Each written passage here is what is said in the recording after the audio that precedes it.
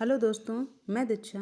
आज आप लोगों के लिए एक ऐसी सच्ची घटना पर आधारित स्टोरी लेके आई हूँ जो कि हमारे समाज की है। हमारे समाज में लोग सोचते रहते हैं कि औरतें जो होती हैं वो कमज़ोर होती हैं और बिना पुरुषों के नहीं रह सकती हैं। तो देखते हैं स्टोरी में क्या है। सोना सोना, बड़ी मामी का फ़ोन आया है। परसों तुम्हें लड़के वाले देखने आएंगे। अब फिर कोई बहाना बनाकर कहीं चली मत जाना। आंगन में स्कूटी धोती सोनालिका ने उसकी माँ ने कहा। रिश्ते की बात सुनकर सोनालिका का मन खट्टा हो गया और बेमन से वह अपना स्कूटर धोने लगी। स्कूटर धोने के बाद अंदर आई और माँ से बोली, माँ आप क्यों मेरी शादी के पीछे पड़ गई हो? मुझे नहीं करनी दूसरी शादी। जब एक से ही सुख नहीं मिला तो दूसरे से क्या मिलेगा? सोनालिका की माँ ने कड़क आवाज़ में बोला, क्या मतलब हुआ? एक से सुख नहीं मिला तो दूसरे से क्यों नहीं?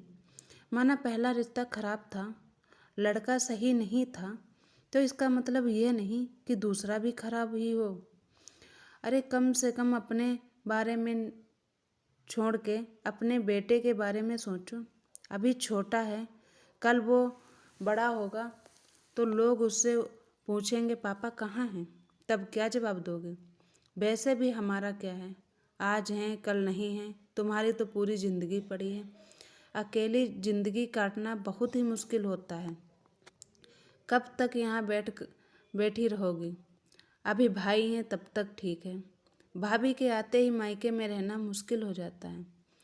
माँ ने समझाते हुए सोनालिका से कहा। सोनालिका सिंगल मदर थी। उसकी शादी के 7 साल पहले राजीव नाम के लड़के से शादी हुई थी। शुरू में सब ठीक रहा, पर उसके बाद उन लोगों ने डिमांड शुरू कर दी और डिमांड ना पूरी होने पर उसे मारने लगे। शुरू में सोनालिका सब सहती रही, पर ज्यादती होने पर उसने तलाक लेना ही बेहतर समझा। अपने बेटे के साथ मायके रहने लगी। तय दिन बाद लड़के वाले आए और सोनालिका को दिखाया गया। लड़का अच्छी कंपनी में कार्यरत था। लड़का विधुर था और उसके 2 साल की बेटी थी। लड़के वालों ने सोनालिका से काफ़ी प्रश्न किए। लड़के की माँ ने कहा, दोनों लड़का लड़की आपस में बात कर लें, आखिर रहना इन्हें है। हमें कोई दहेज नहीं चाहिए। अनुज ने औपचारिक तौर पर पूछा, आपने अपने पहले पति को क्यों छोड़ा? सोनालिका ने सब अपनी आप बीती सुनाई। अनुज ने पूछा, आप स्कूल टीचर हैं, मैं समझ सकता हूँ। बिना पति के बच्चे को पालना आसान नहीं है, पर मेरी एक शर्त है। मेरी बेटी को आप कुछ नहीं कहेंगी और आपका बेटा मेरे साथ नहीं रहेगा। इससे ज़्यादा कुछ उम्मीद मत कीजिएगा।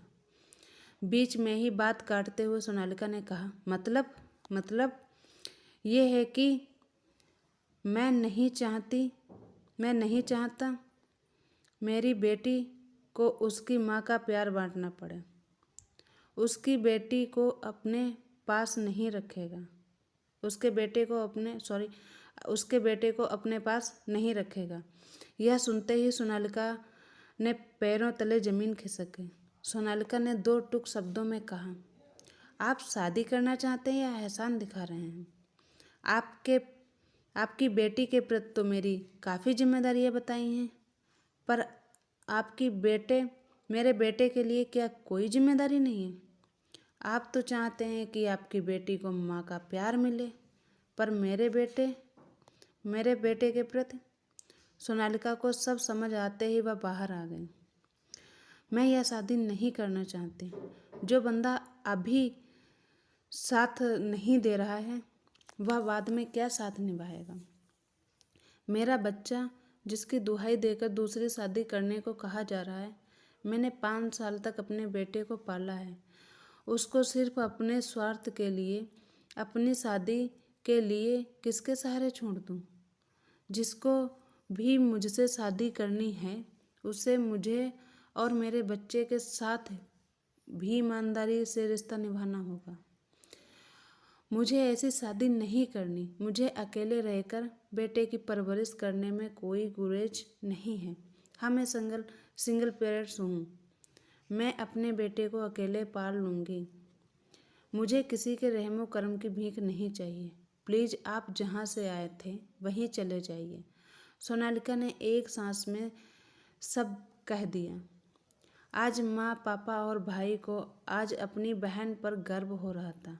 उन लोगों को समझ में आ गया था कि जो रिश्ता शर्तों पर टिका होता है वह रिश्ता लंबे समय तक नहीं चलता है और उसमें भावनाओं का अभाव होता है। आज हमारे समाज में काफ़ी बदलाव हो रहे हैं। उनमें सिंगल पेरेंट्स की बढ़ोतरी हो रही है। पूर्व दशकों में अकेली महिला को विचित्र नज़रों से देखा जाता था। कहा जाता था कि बिना पुरुषों के महिला का जीवन अधूरा होता है। बचपन में एक औरत अपने पिता के साए में रहती है, जवानी में अपने पति के और बुढ़ापे में अपने बच्चे के साए में रहती है। आज सिंगल पेरेंट्स अपने बच्चों की अच्छी परवरिश कर रहे हैं। एक औरत बिना पुरुष के भी अपने बच्चे को अच्छी शिक्षा दीक्षा दे सकती है। आज की कहानी यही थी और आपको अगर हमारी स्टोरी पसंद आई है तो प्लीज़ हमारे चैनल को सब्सक्राइब करें, लाइक करें, शेयर करें, कमेंट करें। Thank you.